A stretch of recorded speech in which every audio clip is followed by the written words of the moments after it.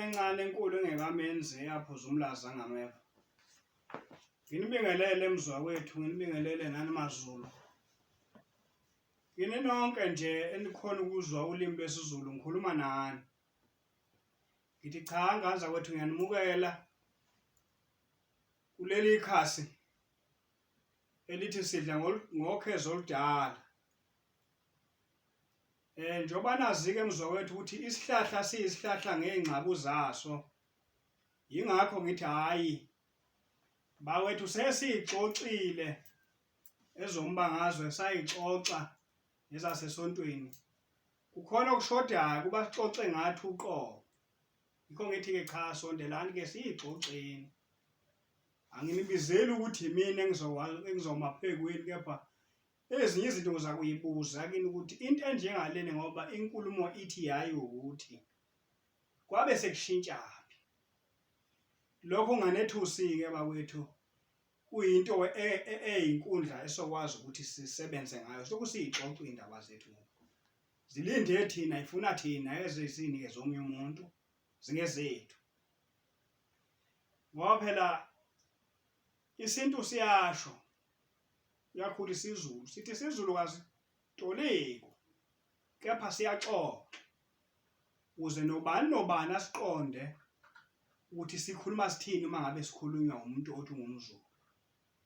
Ngakho-ke lokho engikushoyo angikhulumi ukuthi ngubhekise kumuntu owumZulu kuphela, nosiqondayo isiZulu okhona ukusikhuluma uzozuza uma siyixoxa lezi ndaba ngoba singezethu. Ake siy'nike abanye ezethu zidinga thina. Ngakho ngithi cha mzwakwethu singakhohlwa ukuthi abezizwe basihlukanisa kanjani ukuze singakwazi ukubambisana. Basebenzisa inkulumo eyayithi divide and rule. Hlasela inkolo yalabo bantu uma ufuna ukubaphatha bezwe wena. Hlasela ulimi abalukhulumayo uma ufuna ukuthi bezwe wena. Hlasela umthetho obalawulayo obenza bayihloniphe bahlonipheke uma ufuna ukubalawula. Phazamisa ububona babo okuthiwa lisiko uma ufuna ukubalawula. I-divide and rule abayihlelayo abezizwe beyihlela phezu kwethu.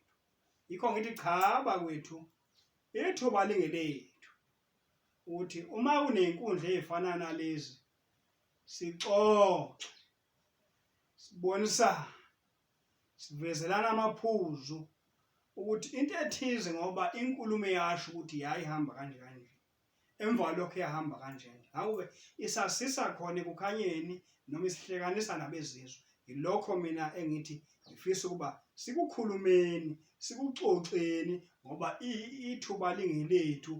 Obabamkhulu babefisa ukuba ney'nkundla ey'fana nalezi, kethi ithuba lalingabi bikho. Likhona-ke nanti, asixoxeni, singesabi, sixoxeni. Nami ngizoza nazo iy'nkulumo ngizwe kunini ukuthi nina uma ngabe kunjena kusahamba kahle, uma kunjena siyakuvikela ukuthi kuyinto enhle, uma kunje sikuwasha kanjalo ngabe sekuthanda ukuba nokungcola khona uma kuthi siyakwasha. Kukuthina ukuthi sikukhuluma, sikubeka yiphi inkulumo, sikubeka kuliphi ibanga ngoba phela iy'nkundla sezikhona. Nayo kwele nkundla njengoba ithi nje sidla ngokhezo oludala nje, yingoba oludala yilona oseludlisana kahle olungasenaliphunga lwesihlahla kuthiwa lubazwe ngaso ngoba sikhuluma ngokhezo, basikhuluma ngesipuni, sikhuluma ngokhezo lwabazwayo. Uma kudliwa amasi kusetshenziswa ukhezo. Manje yikho ngithi cha mzwakwethu sondelani, nimukelekile, unimukele umfokanene umcebisi ungwale enkandla, yebo, laseThalaneni izwe esitendeni sesithalathula, yebo. Ngakho-ke nganza kwethu vulelekile, sondelani, sondeze nabanye. Iy'nkulumo ey'xoxwa kule ndlu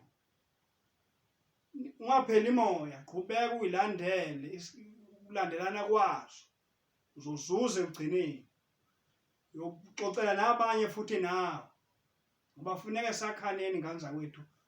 Okunye okuyisintu singabambi into sithi iligugu kanti sesibamba amaqhubu. Into enentsha kudala ihlubulile yabaleka nenxeba. Sibamba amaqhubu wodwa. Kuyingozi-ke ukuthi ukholelwe eqhubeni yokuthi ubambe isilwane uqobo kanti ubamba amaqhubu aso. Ngiyabonga, ngiyathemba ukuthi sizoba munye, sizohambisana.